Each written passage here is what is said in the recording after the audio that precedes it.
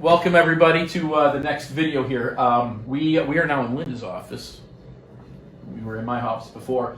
One of the things we wanted to do today is show, is kind of pick up from where we were last video with regards to a bacteria and virus. We talked about the blood. Linda was telling about the red blood cells, white blood cells, and so we just decided let's actually show you live blood. So she just pricked my finger. That's my finger that she just pricked. And yes, I did use that finger. And she used a really sharp needle, one drop of blood, and what we're doing is we're actually looking at the live blood cell, right? Correct. So what Linda's going to do is she's going to briefly talk about what we're seeing, the difference between the red cells, the white cells, and there we go. This is fascinating. And it is very simple. So it's very important to understand that this is not like a laboratory. When a doctor draws your blood, there's chemicals in the tubes, there's chemicals and computers that use to analyze the blood. I'm not analyzing. I'm teaching, I'm coaching. Okay. All right? This is what you're doing on the outside. This is how it's influencing the inside. The blood's the river of life. Is it able to move freely? Is it nice and clean, or is it swampy? Okay? Every sample has good and bad on it. Life is a balance, all right? But it's very important to understand that the #1 cause of all pain and disease is a lack of oxygen. And it's the red cells that transport the oxygen. And in the center of the cell, I got my little fuzzy guy, in the center of the red cell is where the iron or the hemoglobin is. Excuse me. The hemoglobin is what the oxygen attaches to. So to be able to do that, the cells have to be round. And different things will change their shapes, like hormones, chemicals, and yes, stress will change their shapes. So we can see these changes to help you understand. If you're not feeling good, maybe we'll find we're going to play detective and see what we can make changes with on a daily basis that can change this picture too. But this one is beautiful.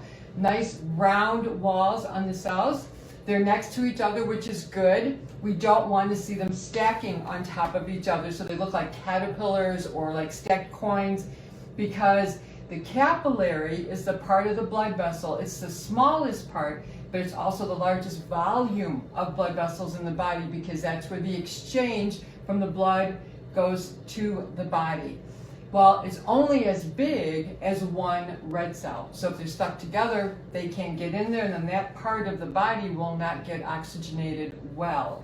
So this is where vegetables become really important, because vegetables have got enzymes in them, which will help to keep this separated.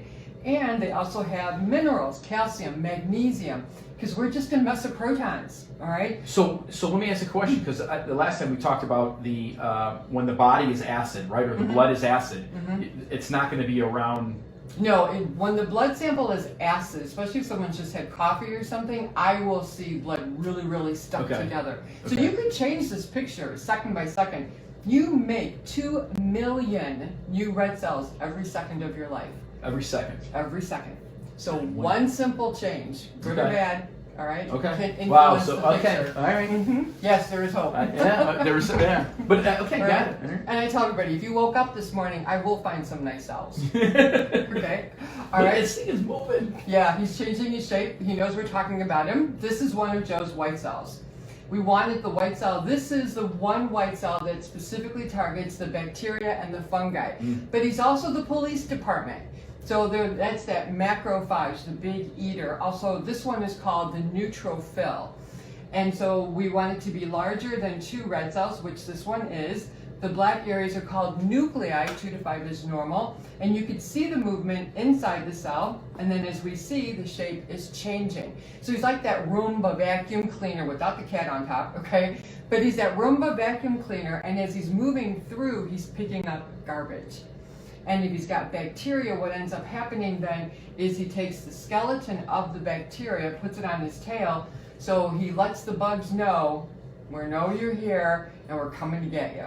All right? Is this a normal movement? Correct. Okay. Yes, yeah. A lot of times if someone's not doing very well, these will be round and small and not moving. So you also talked about sugar last time with regards if you eat a lot of, or if I ate something bad, this is going to be like. That's a great point, Joe, because what happens is We need some sugar because sugar is energy and your brain needs a constant supply of it. But if you have too much of it, it will build a wall around the outside of this cell, and in 30 minutes he stops moving.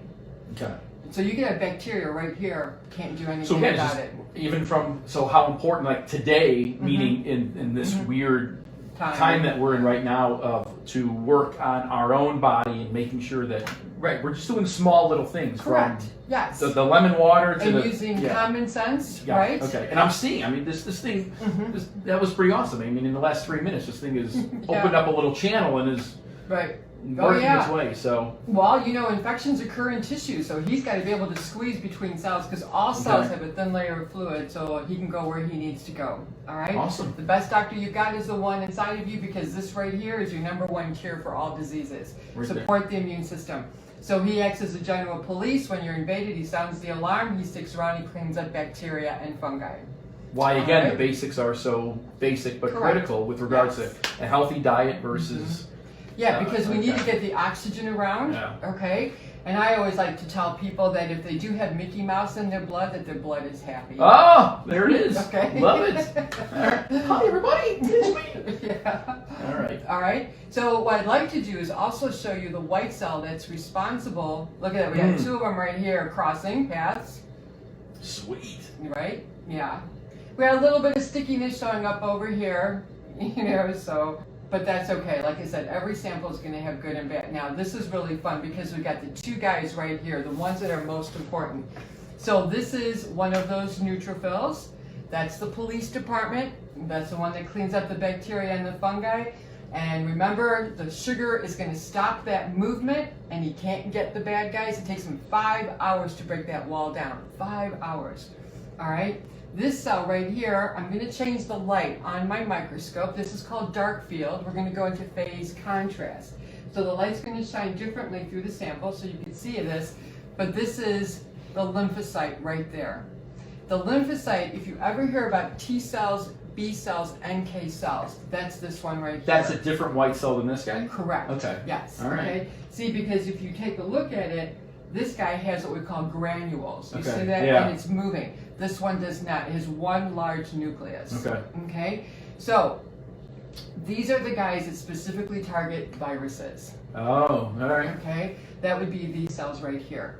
So, what would a virus look like if there was? There's no way. Yeah, I mean, it's respecting that the body. We have more bugs in our body than we have cells. Okay, and it's always about the balance. You want good bugs. You want bad bugs. Okay, so that's why for the kids to play in the dirt or to have some sauerkraut or some kefir or things that are probiotics, the good bugs. It's always about that balance. Dang, the guy's moving right there. Yeah, like how he spreads up. If you want to impress your friends, white cell movement is called diapedesis.